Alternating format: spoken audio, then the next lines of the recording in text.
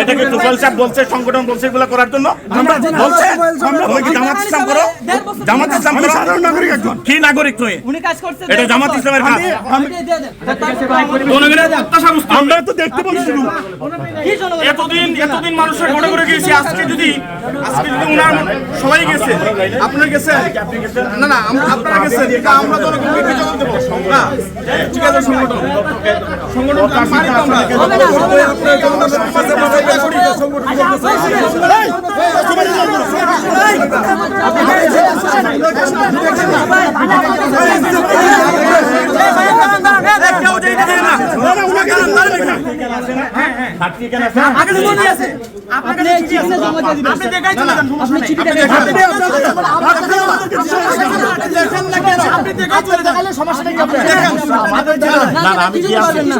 আমাদের জোটবদ্ধ হওয়া এবং কর্মপন্থা নির্ধারণ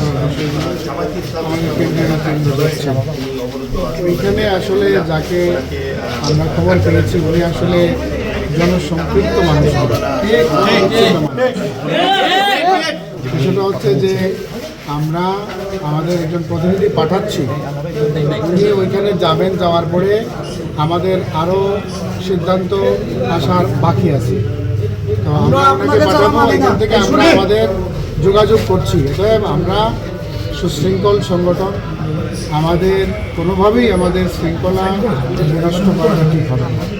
তোমাদের আবেগের জায়গায় যিনি আছেন উনি শুধু একজন প্রার্থী নন, উনি একজন জেলা আমির, উনি বাংলাদেশ জামাত ইসলামীর জেলা আমির এবং কেন্দ্রের মজলিস শুরার সদস্য। অতএব ওনার মানে সাংগঠনিক শৃঙ্খলার ক্ষেত্রে ওনার সম্মানটাও তোমাদের সম্মান, তাই না? এই জন্য আমি বলবো যে আমার ভাইকে মানে যেতে দাও তোমরা, আমরা এখানে ওয়েট করছি, শেষ সময় পর্যন্ত অপেক্ষা করবো।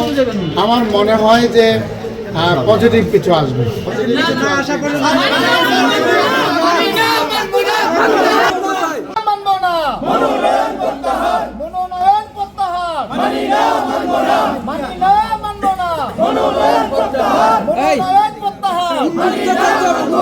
উন্মুক্ত করতে হবে, জনপ্রিয়তা বেশি সেই আসলে প্রাপ্য।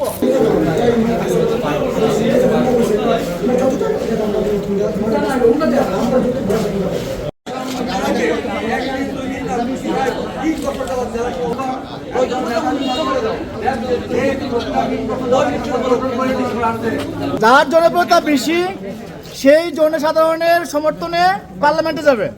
আমাদের তৃণমূলের দাবি আমাদের সুনামগঞ্জ এক ওপেন নির্বাচন হোক। যদি তোফায়েল আহমদ খান সাহেবের জনপ্রিয়তা বেশি হয়, মানুষ ওনাকে ভালোবাসা দেয়, উনি যদি মানুষের হৃদয়ে স্থান করে নেন, তাহলে মানুষ ওনাকে ভালোবাসা দিয়ে পার্লামেন্টে পাঠাবে।